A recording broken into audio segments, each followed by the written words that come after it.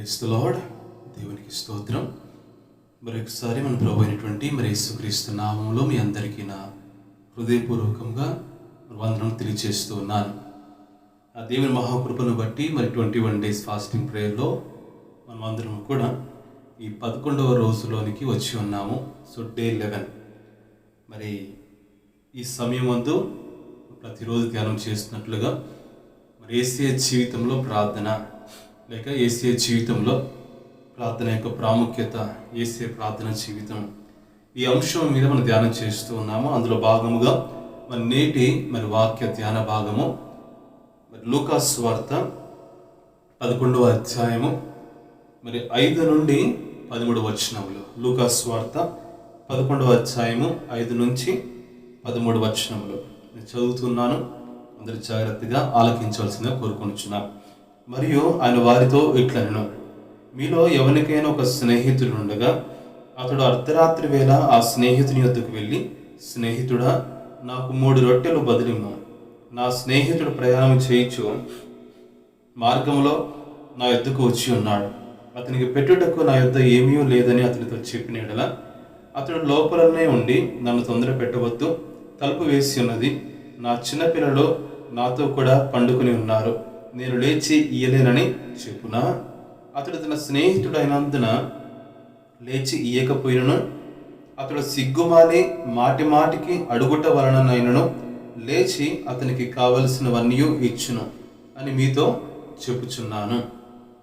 అటువలే మీరును అడుగుడి మీకు ఇయ్యబడును, వెదుకుడి మీకు దొరుకును, తట్టుడి మీకు తీయబడును. అడుగు ప్రతివానికి ఇయ్యబడును, వెదుకువానికి దొరుకును, తట్టువానికి తీయబడును అని మీతో చెప్పుచున్నాను. మీలో తండ్రి అయిన వాడు తన కుమారుడు చేపను అడిగితే చేపకు ప్రతిగా పామునిచ్చిన, గుడ్డును అడిగితే తీరనిచ్చిన. కాబట్టి మీరు చెడ్డవారి ఉండి మీ పిల్లలకు మంచి ఈవుల నెరిగి ఉండగా, పరలోకమందున్న మీ తండ్రి తన అడుగు వారికి పరిశుద్ధాత్మను ఎంతో నిశ్చయముగా అనుగ్రహించునను. దేవుడు ఈ వాక్య భాగమును మన ఇంటికిడిలో దీవించును కాక. ఆమేన్. మరి ఒక దినమునందు యేసయ్య జీవితంలో ప్రార్థన గురించి మనం ధ్యానం చేస్తున్నట్లుగా ఆయన చేసిన ప్రార్థన విధానములు, ఆయన ప్రార్థన గురించి ఉపదేశించినటువంటి మాటలు, వీటన్నిటిని మనం ధ్యానం చేస్తున్నాం. అందుకనే యేసయ్య జీవితంలో ప్రార్థన అనే అంశం పెట్టుకుని ధ్యానం చేస్తున్నాం. సో యేసయ్య చేసిన ప్రార్థన మాత్రమే కాదండి, యేసయ్య ప్రార్థన గురించి కూడా ఏం చెప్పాడు, ఎలా చేయమని చెప్పాడు, లేకపోతే ప్రార్థన గురించి ఉపదేశించిన విషయాలు కూడా ఏమిటి అనేవి కూడా మనం ఈ సమయమున ధ్యానం చేయబోతున్నాం. ప్రాముఖ్యంగా మన వాక్యంలో ముఖ్యంగా సువార్తలలో కనుక చూసినట్లయితే in the gospels we find 3 parables by Jesus Christ. So Yesayya చెప్పినటువంటి ఒక 3 ఉపమానాలు కనబడుతున్నాయి. అంటే అనేక ఉపమానాలు ఉన్నప్పటికీ కూడా there are only 3 parables which are talking about prayer. So వాటిని మనం ప్రేయర్ పారబుల్స్ అని పిలుస్తూ ఉంటాం. అయితే యేసయ్య చెప్పినటువంటి అనేక ఉపమానములలో ఒక 3 ఉపమానములు ప్రార్థన గురించి ఉపమానములుగా ఈ వాక్యంలో కనబడుతూ ఉంటాయి. అందుకనే ఆ 3 కూడా we call them as a prayer parables, ప్రార్థన ఉపమానములు అని మనం పిలుస్తూ ఉంటాం. అయితే మరొక ఆశ్చర్యం ఏంటంటే ఆ 3 ఉపమానములు కూడా we find in the gospel of Luke only. ఆ 3 కూడా లూకా సువార్తలోనే మనం కనుగొనగలము. అది అందులో మొదటిగా మనము ఈ సమయం చదివి ఉన్నాము, లూకా సువార్త 11వ అధ్యాయములో. అదే రకంగా 2వ ఉపమానము లూకా సువార్త 18వ అధ్యాయంలో, 3వ ఉపమానము లూకా సువార్త 18వ అధ్యాయంలోనే 2వ భాగం కనబడుతూ ఉంటాయి. ఈ రకంగా 3 ఉపమానములలో ప్రార్థన గురించి యేసయ్య చెప్పాడండి. సో అనేక ఉపమానములు కూడా అనేక విషయాలు, ఎందుకంటే పారబుల్ అని చెప్పినప్పుడు అది వాస్తవమైనటువంటి సంఘటన కాదు, యథార్థమైనటువంటి విషయం కాదు, కానీ ఒక కథలో నుంచి, ఒక ఉపమానం నుంచి, ఒక ఇలిస్ట్రేషన్ నుంచి ఒక స్పిరిచువల్ ఆత్మీయ సందేశమును ప్రభు ఇవ్వడము చూస్తూ ఉంటాం. సో పారబుల్ అనగా అర్థం ఏంటంటే it is an earthly story with spiritual meaning. So భూ సంబంధమైనటువంటి ఒక కథ, కానీ అందులో ఆత్మ సంబంధమైనటువంటి ఆత్మీయమైనటువంటి ఒక అర్థం కనబడుతూ ఉంటుంది. సో యేసయ్య చెప్పిన ఆ 3 ఉపమానములుగా ప్రార్థన గురించి చెప్పిన 3 ఉపమానంలో మనం ఈరోజు మొదటి దాన్ని ధ్యానం చేసుకుంటాం.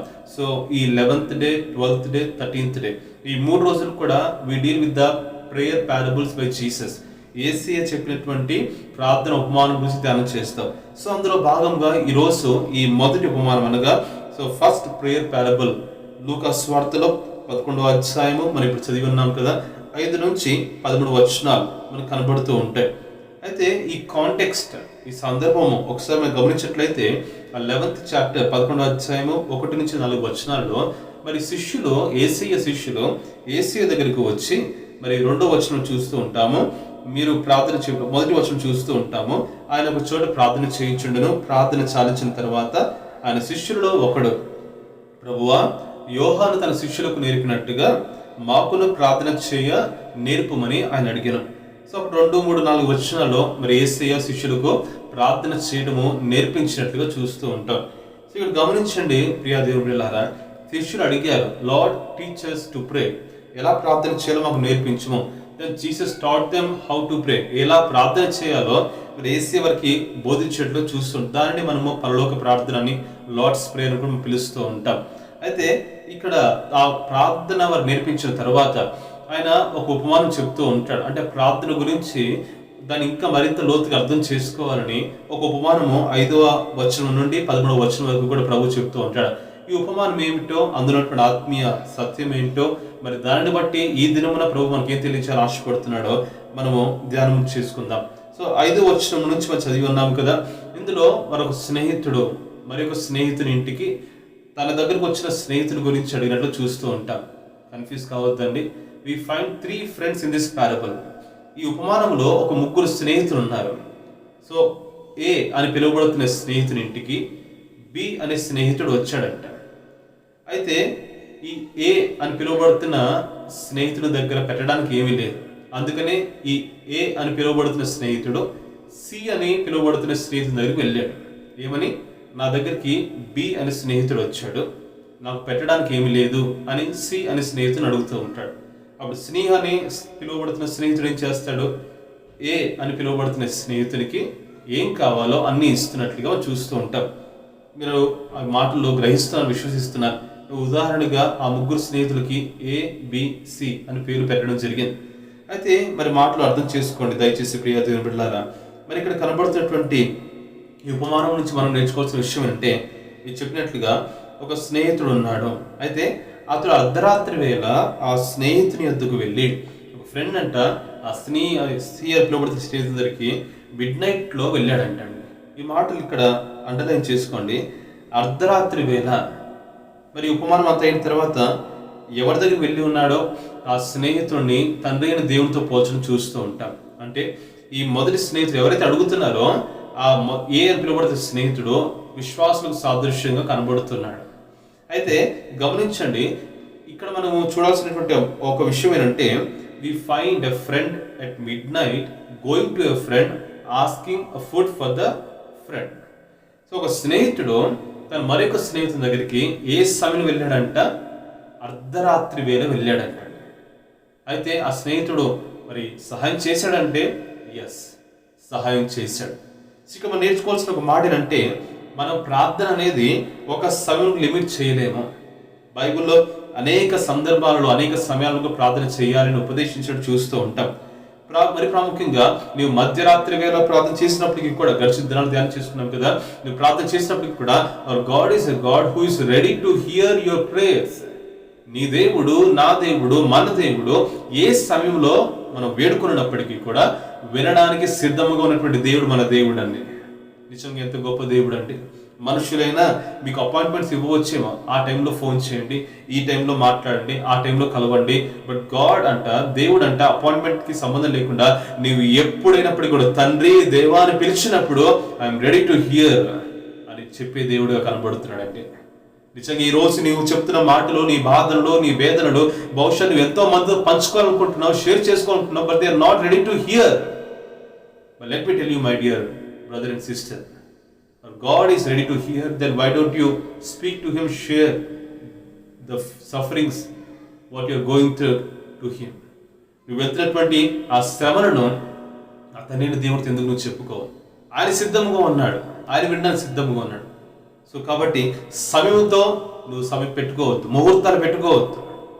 ఏ సమయంలో అయినప్పటికీ కూడా, అది అర్ధరాత్రి అయినప్పటికీ కూడా, నీకు ఒక అనుకోని ఒక నీడ్ వచ్చినప్పుడు, because it was sudden need, అనుకోకుండా ఒక స్నేహితుడు ఇంటికి వచ్చినప్పుడు, ఊహించలేదు ఇలా ఈ ఫలానా టైంకి ఒక వ్యక్తి వస్తాడని ముందుగా తెలిస్తే మనం అందరికి ముందుగా సిద్ధపడతాం. లేకపోతే ముందుగానే అరువు తెచ్చుకొని మరి సిద్ధపరిచి ఆతిథ్యం చేస్తూ ఉంటాం. ఎందుకంటే ఆ కాలంలో ఆతిథ్యానికి ఎంతో ప్రాముఖ్యతనిచ్చారు. ఒకవేళ వారి ఇంటికి ఎవరు వచ్చినప్పటికీ కూడా ఆతిథ్యం చేయకుండా ఎవరు వెళ్ళలేదు. బైబిల్ కూడా చాలా స్పష్టంగా చెప్తుంది. So Bible is teaching about hospitality. ఆతిథ్యము చేయుడి. కొంతమంది తెలియకుండానే దేవదూతలకు చేస్తారని వాక్యం కూడా మన వాక్యం చూస్తూ ఉంటాం. ప్రియమైన దేవుని బిడ్డలారా, అటువంటి రీతిగా ఆ రాత్రికాల సమయంలో తన ఇంటికి ఒక స్నేహితుడు వస్తే పెట్టడానికి ఏమీ లేదంట. అయితే ఈ వ్యక్తి ఏం చేశాడంట, పరిగెత్తుకుంటూ వెళ్ళాడంట. గమనించండి, నా ఇంట్లో ఏమీ లేదు, నేనేం పెట్టలేకపోతున్నాను చెప్పి తన ఊరికి ఆ మాటలు చెప్పి సర్ది చెప్పి తను పంపించలేదంట. తను పరిగెత్తుకుంటూ వెళ్ళి మరొక స్నేహితుడి దగ్గరికి వెళ్ళి ఆ యొక్క స్నేహితుని యొక్క ఇంటి తలుపును కొడుతూ ఉన్నాడంట. చూడండి 6వ వచనంలో, నా స్నేహితుడు ప్రయాణము చేయించు మార్గంలో ఎత్తుకు వచ్చి ఉన్నాడు, అతనికి పెట్టుటకు నా యొద్ద ఏమీ లేదని అతనితో చెప్పిన ఎడల అతను లోపలనే ఉండి నన్ను తొందర పెట్టవద్దు, తలుపు వేసి ఉన్నది, నా చిన్నపిల్లలు నాతో కూడా పండుగలు ఉన్నారు, నేను లేచి ఇయ్యలేనని చెప్పున ఆ వ్యక్తి అంట వెళ్ళి తలుపు కొడుతూ ఉన్నాడంట. తలుపు కొట్టి అడుగుతున్నాడంట, స్నేహితుడా, నా ఇంటికి మరొక స్నేహితుడు వచ్చాడు, నాకు పెట్టడానికి ఏమీ లేదు, దయచేసి నీ దగ్గర ఒక 3 రొట్టెలు ఉంటే దయచేయము. గమనించండి, అతను అడుగుతున్నటువంటి ఆ విజ్ఞాపనలో కూడా ఒక స్పష్టత కనబడుతూ ఉంటుంది. నేను చాలాసార్లు మీతో పంచుకున్నాను.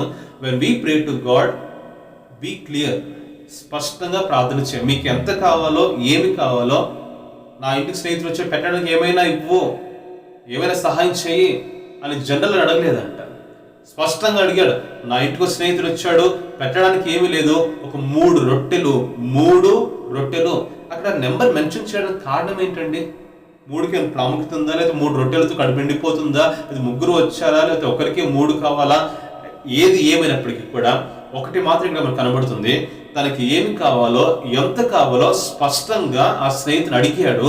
ఈరోజు ప్రభు దగ్గర ప్రార్థన చేస్తున్నప్పుడు మనం జనరల్ గా అడిగినటువంటి ప్రార్థన కొంతకాలం పక్కన పెడతాము. స్పష్టంగా ప్రభు దగ్గర, ప్రభువా నాకు ఇది కావాలి, ప్రభువా నాకు ఇంత కావాలి, ప్రభువా నాకు ఇంత గజాల స్థలము కావాలి, ప్రభువా నాకు ఇంత పెద్ద ఇల్లు కావాలి, ప్రభువా నా ఇంట్లో పలానా వ్యక్తులు వారి పేర్లు చెప్పి మరి వారి గురించి ప్రార్థన చేయాలి. So be particular, specify your request, specify your need. నీ యొక్క విజ్ఞాపన ఏంటో, నీ నీడ్ ఏంటో పర్టికులర్గా ఎత్తి పట్టుకొని, నీకు బలహీనత ఉన్నట్లయితే ప్రభువా నన్ను ముట్టి బాగు చేయి ప్రభువా అని చెప్పేటటువంటి సాధారణమైనటువంటి జనరల్ ప్రేయర్గా కాదంట. ఒకవేళ నీకు ఆ కడుపు నొప్పితో కానీ, ఒకవేళ నీకు ఒక రోగంతో బాధపడుతున్నట్లయితే నీవు దానిని ఎత్తి పట్టుకొని, ప్రభువా నా చేతులు గాయమైంది, ఈ చేతికి ఉన్నటువంటి గాయమును ముట్టి బాగు చేయము. So be specific in your prayer. నువ్వు అడుగుతున్న దానిలో స్పెసిఫిక్ గా మెన్షన్ చేసి ప్రార్థన చేయి. అదే ఈ పారబుల్ ప్రభువు నేర్పిస్తున్నాండి. ఏ సమయంలో ఉన్నప్పటికీ కూడా, అర్ధరాత్రి వెళ్ళినప్పటికీ కూడా వెళ్ళండి, అడగండి. ప్రభు is ready to hear our prayer. అంత మాత్రమే కాదు, నీవు నేను అడిగినప్పుడు లెట్ us బి స్పెసిఫిక్. మీ దేన్ని అడుగుతున్నామో let us be more clear before God. స్పష్టంగా అడుగుదామండి, స్పష్టంగా అడుగుదాం. నీవు మనసులో నీకు ఆల్రెడీ తెలుసు, మనందరికి తెలుసు మనకేం కావాలో, ఎంత కావాలో. కానీ దేవుని దగ్గర అడిగినప్పుడు ప్రభా ఇంత కావాలి అని డైరెక్ట్గా అడగం. మనం పరోక్షంగా నాకు ఇది కావాలని అడుగుతూ ఉంటాం. నిశ్చయంగా ప్రియమైన దేవుని బిడ్డలారా, it is more important to ask what you need and how much the quantity you need. నీకు ఎంత కావాలో, ఏమి కావాలో స్పష్టంగా అడగండి, స్పష్టంగా అడగండి. ఒక ఉదాహరణ చెప్పని ఆశపడుతున్నాను. ఒక దైవజనుడు అంట, తను ఎంతగానో పరిచయం చేస్తున్న సమయంలో బహుశా పాల్ యాంగిచో గారు అనుకుంటున్నాను, ఈ డిఎల్ మూడీ పాల్ యాంగిచో. అయితే వారు ప్రార్థన చేస్తున్నప్పుడు అడిగారంట, దేవా నేను బాగా పరిచయం చేస్తున్నాను, నీ యొక్క వాక్యం ప్రకటించడానికి ఎన్నో స్థలాలకు వెళ్తున్నాను కదా, నాకేమీ లేదు, నాకు ఒక 2 వీలర్ ఉంటే బాగుంటుంది అని అడిగాడంట. అయితే దేవుడు జవాబు ఇవ్వలేదు. అదేంటి ఇంకా ఇవ్వలేదు అని ఇంకా ప్రార్థన చేస్తుంటే దేవుడు మాట్లాడంట, నువ్వు 2 వీలర్ అడిగావు కానీ నీకు సైకిల్ కావాలా, బైక్ కావాలా? ఓ అందుకని ఇవ్వలేదా? సరే అని చెప్పి మళ్ళీ అప్పటి నుంచి ఆ దేవుడు అంట, ప్రభువా నాకు బైక్ కావాలి, ప్రభువాని పరిచయం నిమిత్తం వెళ్ళడానికి నాకు బైక్ కావాలని ప్రారంభించాడు. మళ్ళా దేవుడు జవాబు ఇవ్వలేదు. మళ్ళీ కొంతకాలం తర్వాత వ్యక్తితో అడిగాడంట, నువ్వు బైక్ కావాలని అడిగావు కానీ ఏ కంపెనీ బైక్ కావాలో అడగలేదు. అలాగా నీకు గేర్ బైక్ కావాలా, గేర్లెస్ బైక్ కావాలా, స్పష్టంగా ఆ వ్యక్తి అడిగేంత వరకు దేవుడు ఇవ్వలేదంటండి. It is true testimony given by servant of God. అంత స్పష్టంగా అడిగిన తర్వాత స్పష్టంగా తను ఏం అడిగాడు దానినే దేవుడు ఇచ్చాడంట. ఈరోజు మన ప్రార్థన జీవితాలలో మనం ఎలా అడుగుతున్నాము? We are asking generally. నీకు గుర్తుందో లేదో, హన్నా ప్రార్థన చేసినప్పుడు షీ స్పెసిఫైడ్ ఏమని? నాకు మగ బిడ్డ కావాలి, అసలుకే సంతానం లేదు, నా యొక్క ఇంట్లో ఎంతో సమస్యగా ఉంది, ఎంతో వేదన పడుతున్నాను ప్రభా, నువ్వు ఎవరిచ్చినా పర్వాలేదు ప్రభా అని ప్రార్థన చేయలేదని. స్పెసిఫికల్లీ షీ మెన్షన్, ప్రభువా నాకు మగబిడ్డ కావాలి. ఈరోజు మన ప్రార్థన ఎలా ఉన్నాయండి? ఆర్ వి మెన్షనింగ్ స్పెసిఫికల్లీ మనకేం కావాలో స్పష్టంగా దేవుని చెప్పుకుంటున్నామా? అదే ప్రభు ఉపమానంగా మనం నేర్పిస్తున్నాడు. మొదటి మనం నేర్చుకున్న మాట ఏంటంట? ప్రే ఎట్ ఎనీ టైం, ఏ సమయమైనప్పటికీ ప్రార్థన చేయి. రెండోదిగా ప్రే క్లియర్లీ, ప్రే స్పెసిఫికల్లీ, స్పష్టంగా ప్రార్థన చేయి, స్పష్టంగా ప్రార్థన చేయి. తర్వాత ఆ వ్యక్తి అడిగిన తర్వాత అంట, ఎవరింటికైతే వచ్చి అడిగాడో ఆ ఇంట్లో ఉన్న వ్యక్తి మరి తను ఏం చేశాడంటే, సరే నా ఇంట్లో పిల్లలు పడుకుంటున్నారు డిస్టర్బ్ చేయొద్దు అని పంపించి వేశాడా? అలా చేయలేకపోయాడండి. అలా పంపించలేదంటే ఏం చేశాడంట? దాని తర్వాత మనం చూస్తున్నాం కదా 8వ వచనంలో, అతడు తన స్నేహితుడు అయినందున లేచి ఇయ్యకపోయినను. అంటే నీవెవరువో దాన్ని బట్టి నీకు దేవుడు ఇవ్వడండి. It is not because you are familiar person. It is not that you are servant of God. It is not that you are a good believer and you are a good person with a good testimony. నీవు ఎవరివో దాన్ని బట్టి, వ్యక్తిని బట్టి దేవుడు ఇవ్వడంట. కానీ ఒక కారణం చూస్తున్నాము. This is the main teaching from this parable. కారణం చూస్తున్నాము ఎందుకు అడిగినటువంటి ఆ వ్యక్తి తను అడిగినదంతా కూడా పొందుకున్నాడంటే చెప్తున్నాడు 8వ వచనం 2వ భాగంలో, అతడు సిగ్గుమాలి మాటి మాటికి అడుగుట వలననైనను లేచి అతనికి కావలసి ఉన్నవన్నీ ఇచ్చును అని మీతో చెప్పుచున్నాను. ప్రియా దేవుని బిడ్డలారా, ఇక్కడ గమనించండి. ప్రభు చెప్తున్న ఈ ఉపమానంలో ఉన్నటువంటి మరొక ఆ సందేశం సత్యం ఏంటంటే, ప్రే ఎట్ ఎనీ టైం. ఒకటి, pray clearly, specific mention specific need, ప్రత్యేకంగా స్పష్టంగా దాన్ని మెన్షన్ చేయండి. మూడవదిగా ప్రే రిపీటెడ్లీ, మాటి మాటికి అడుగుతూనే ఉన్నాను. ఆర్ ఇంకొక మాటలు చెప్పాలని ఆశపడుతున్నాను, ప్రే షేమ్లెస్, సిగ్గుపడకుండా అడగండి. And this is the main teaching from this parable. Pray shameless, సిగ్గుపడకుండా అడగండి. ఈరోజు మనం కొంతమంది దగ్గర అడుగుతూ ఉంటాము, 1 time 2 times 2-3 సార్లు అడుగుతూ ఉంటాము, ఇవ్వకపోతే we feel shy to ask them again. మళ్ళా వాళ్ళని అడగడానికి సంశయిస్తూ ఉంటాం, సిగ్గుపడుతూ ఉంటాము. ఎందుకులే ఒకసారి అడిగాను ఇవ్వట్లేదు కదా, then why to trouble him, ఎందుకు అతన్ని బాధ పెట్టేది. ఇవ్వాలని మనసు లేనప్పుడు మాటి మాటికి అడగడం వల్ల ప్రయోజనం ఏముంది? నిజంగా ఇవ్వాలనుకుంటే మన నీరు తెలిసినప్పుడు వాళ్ళే ఇస్తారు కదా, లేదా ఒకసారి అడిగిన వెంటనే ఇస్తారు కదా, ఇంకా మాటి మాటికి అడగడం వల్ల ప్రయోజనం ఏంటనే ఆలోచన ధోరణి మనది. ఇదే మనస్సును మనం చాలాసార్లు దేవుని దగ్గర కూడా కనపరుస్తున్నామండి. And we're just giving up asking God continuously. మనం సిగ్గుపడుతూ ఉన్నాం. To be more clear according to this passage, మనం సిగ్గుపడుతున్నాం. We feel shy to ask again and again. మనం సిగ్గుపడుతున్నాము, అడుగుతున్నాము, దేవుడు ఇవ్వలేదని చెప్పేసి ఇంకెందుకులే దేవుని చిత్తం కాదేమో, maybe it is not God's will. కొన్నిసార్లు మాటిగా ప్రేయర్ రిక్వెస్ట్ చెప్పుకోవడానికి కూడా బాధపడుతున్నాం, సిగ్గుపడుతున్నాం. To be more clear, more specific from 8th verse, we're feeling shy to give our prayer request to the people. ఈరోజు ఇలాంటి వాళ్ళు లేరంటారా? మీలో లేరంటారా? మిమ్మల్ని మీరే పరిశీలించుకోండి. గడిచిన దినాలలో కొన్ని వారముల పాటు, కొన్ని మాసాల పాటు దీని గురించి ప్రార్థన చేయండి అని చెప్పి పేపర్ మీద రాసిచ్చారు, మెసేజ్లు పెట్టారు, వ్యక్తులతో చెప్పారు, సేవకులతో చెప్పారు. కానీ అది ఇంకా జవాబు రాకపోయేసరికి 1 సంవత్సరం అయిన తర్వాత, కొంతకాలం అయిన తర్వాత you stop asking them to pray. మీరు ఆపివేశారు, మీరు ఇంకా అడగట్లేదు దాని గురించి ప్రార్థన చేయమని. Even you are not praying for that thing. మీరు కూడా ప్రార్థన చేయట్లేదు. ఎందుకు చెప్పట్లేదు? సిగ్గుపడుతున్నారు. మాటి చెప్తున్నాను, దేవుడు ఏమి ఇవ్వట్లేదు, ఇంకెంతకాలం అని చెప్పాలి అని సిగ్గుపడి మాటి చెప్పడం వలన నా నా యొక్క ప్రాబ్లం అందరికీ మరి బయటపడుతుందేమో, లేకపోతే అందరికి తెలియడము మంచిది కాదని you feel shy to share your prayer request. కానీ ఈ యొక్క ఉపమానం మనకు తెలియచేసిన విషయం ఏంటి? నువ్వు సిగ్గుపడాల్సిన పని లేదు.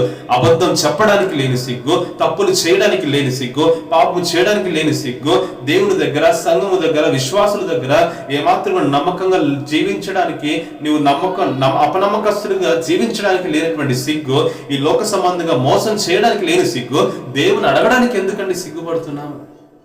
Why are we feeling shy to ask God? Then whom to share our needs?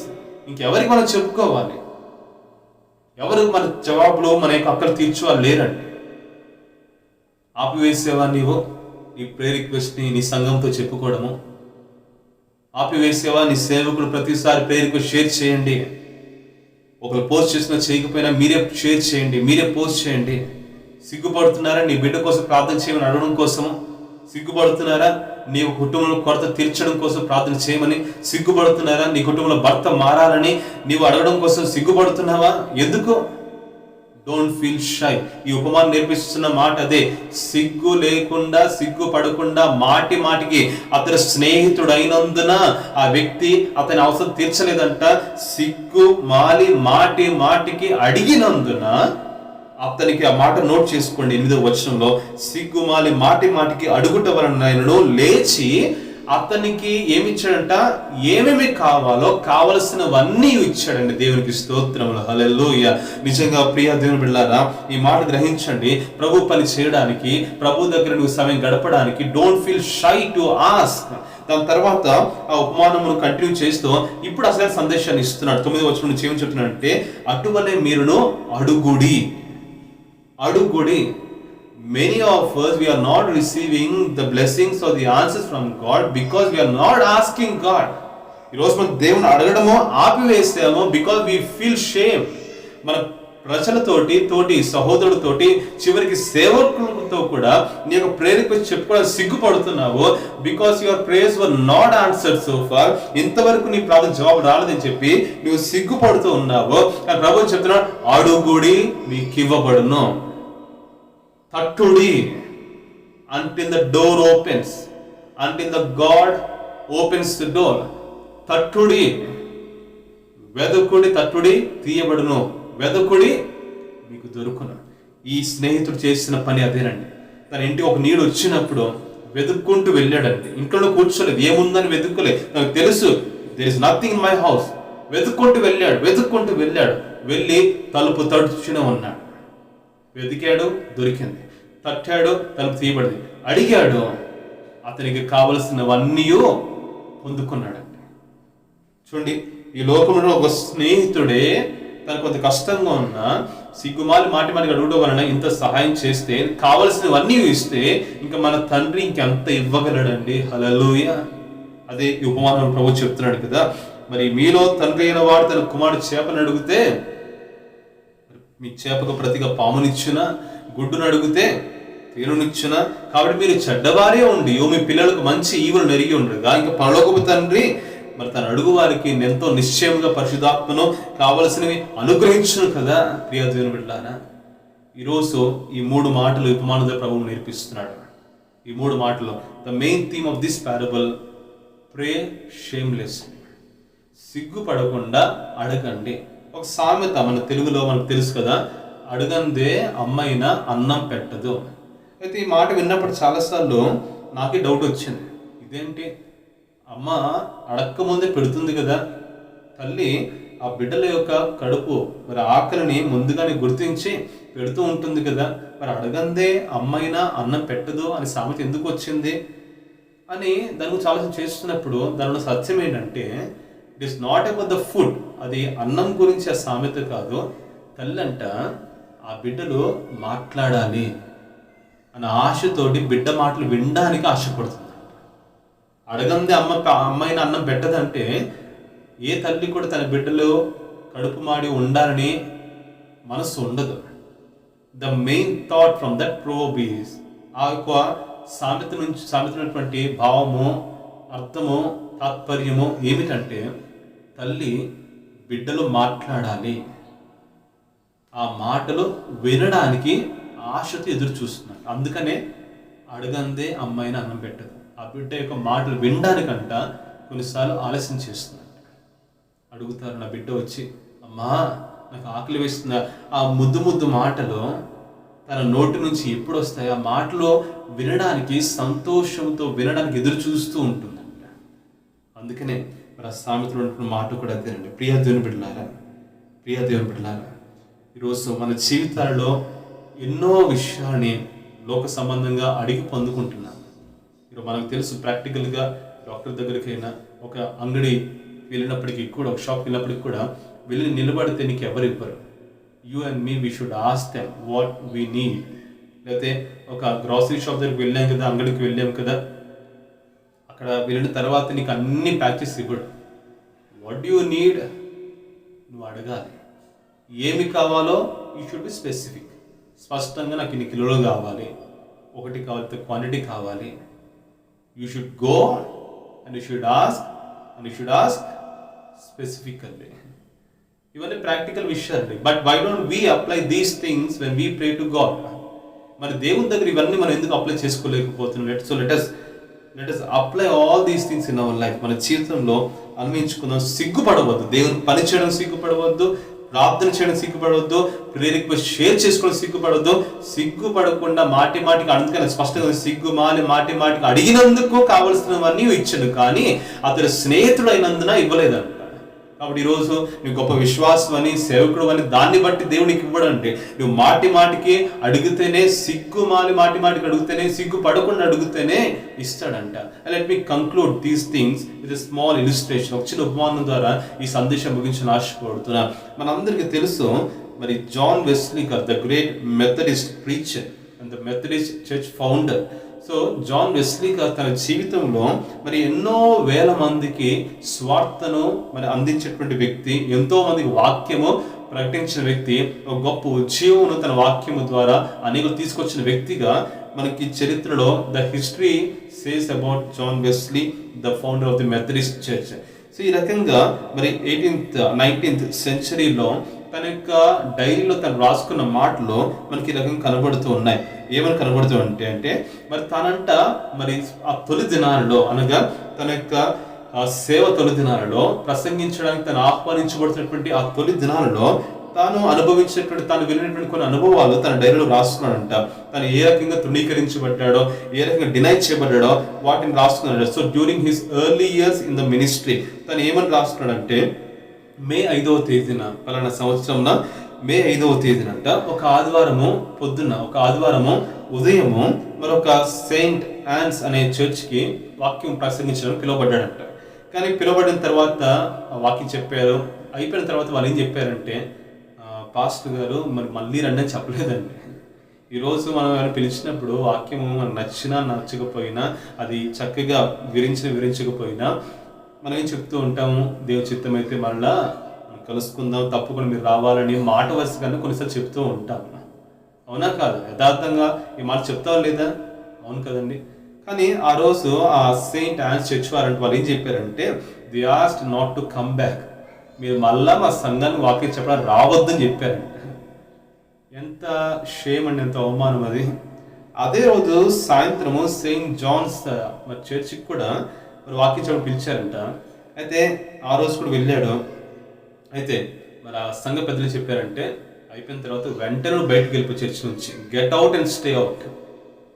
ఎవరిని? John Wesley, the great preacher, get out and stay out అని చెప్పారు. ఎంత అవమానమో.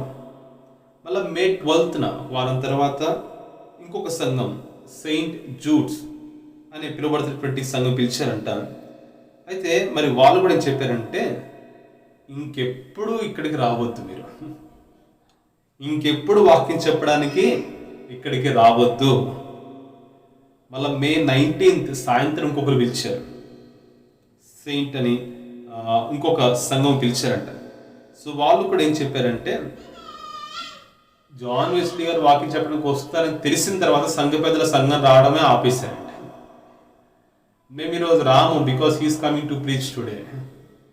ఎంత అవమానం అండి జాన్ వెస్లీ గారికి, Methodist founder, the great preacher, చూస్తున్న Wesley యొక్క కుమారుడు. ఎంత అవమానము.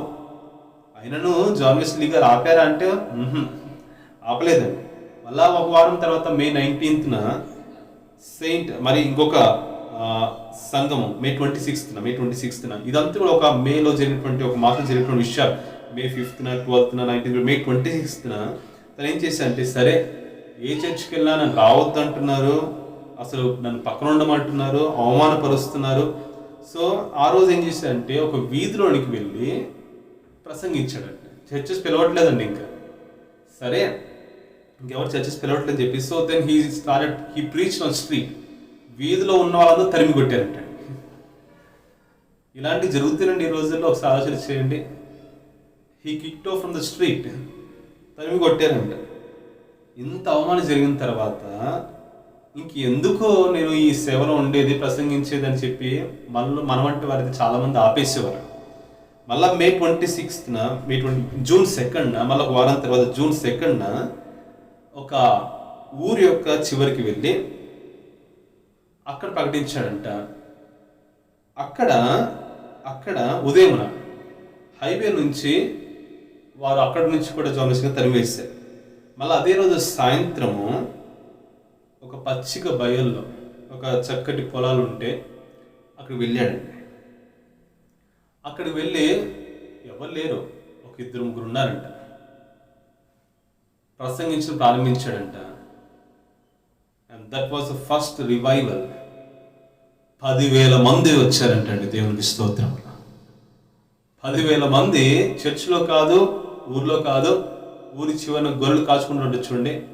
అలాంటి ఒక పచ్చిక బయలు దగ్గరికి వెళ్ళి కూర్చొని ప్రార్థన చేసుకుంటూ ఒక 2 వారి దేవుని మాట చెప్తూ ఉంటుంటే ఒక్కొక్కరు యాడ్ అవుతూ ఆ ఈవినింగ్ స్టార్ట్ అయిన ప్రేయర్ అర్ధరాత్రి వరకు కంటిన్యూ అయిపోయి 10,000 మంది, సుమారుగా 10,000 people they came to hear his sermon that evening particularly. ఎందుకు చెప్తున్నానంటే, అవమానములు వచ్చినా, ఆహ్వానంలో రాకపోయినా, ఎంతోమంది ఎగతాళి చేసినా సిగ్గుపడకుండా దేవుని పని చేస్తూ వచ్చాడండి. ఈరోజు ఆ మాటనే మన ముందు ప్రభు పెడుతున్నాడు. Pray and ask shamelessly. దేవుని దగ్గర అడగడానికి సిగ్గుపడవద్దు. And is willing to answer our prayers. అని సిద్ధంగా ఉన్నాడు ప్రార్థనలు ఆలకించడానికి. So ask without feeling shy.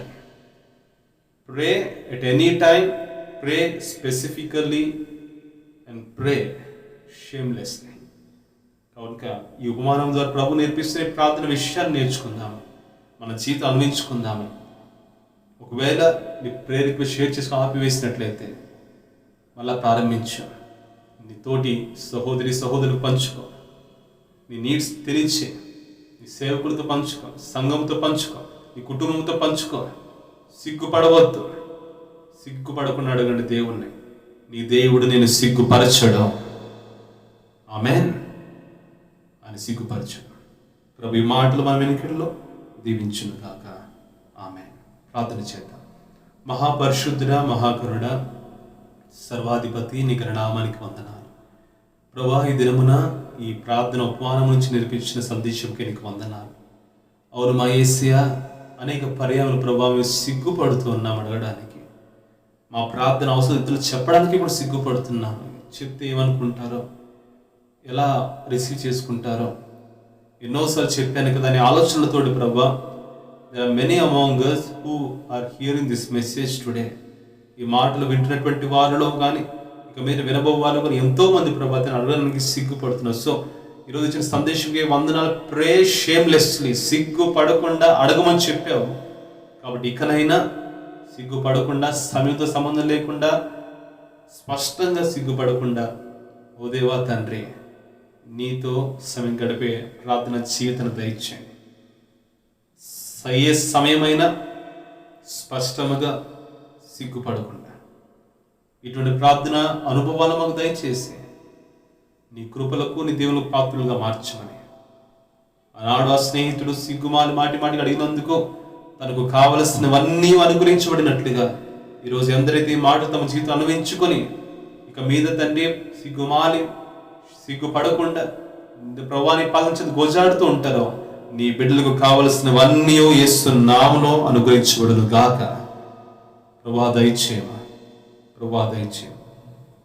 విన్న హృదయాన్ని ఫలభరితంగా మార్చమని యేసు నామములో వేడుకొని అడుగుచున్నాము తండ్రి. ఆమేన్. ఆమేన్.